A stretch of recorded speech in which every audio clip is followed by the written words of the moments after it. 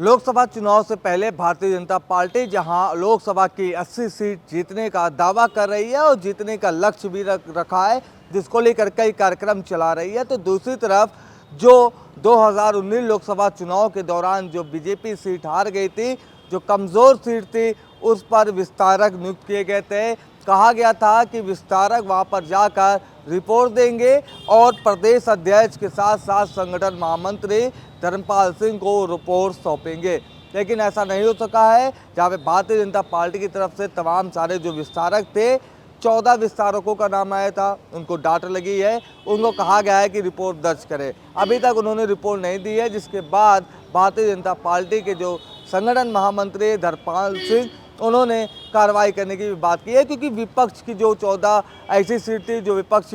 जीता था, उसको लेकर भारतीय जनता पार्टी 2024 लोकसभा चुनाव में पूरी दमखम के साथ चुनावी मैदान में आना चाहती है। वो भी सीट अपने पाले में लाना चाहती है, जैसे मुरादाबाद हो गया, मैनपुरी हो गया, संभल हो गया, तो तमाम सारी लोकसभा की सीटें हैं जहां पर भारतीय जनता पार्टी 2024 लोकसभा चुनाव में पूरी दमखम के साथ चुनावी मैदान में उतरने के लिए पूरी तरीके से प्लान बना रही है। ऐसे में 14 विस्तारकों से उम्मीद की गई थी कि वो सामाजिक और राजनीतिक समीकरण के साथ साथ जो प्रभावशाली लोग हैं उनको उनके पास जाकर उनसे मिलने के बाद रिपोर्ट पार्टी दफ्तर यानी आला कमान को सौंपने का काम करेंगे, लेकिन ऐसा नहीं हो पाया है। 14 विस्तारकों के ऊपर गाज गिर रही है। धर्मपाल सिंह काफ़ी नाराज़ है, क्योंकि उन्होंने साफ कहा था कि जल्द से जल्द रिपोर्ट सौंपी जाए, लेकिन अभी तक वो रिपोर्ट नहीं सौंपी गई है। इक्का दुक्का जगह ऐसा हुआ है जहां पे कुछ सीटों को लेकर आधी अधूरी रिपोर्ट पार्टी आला कमान तक पहुंच पाई है।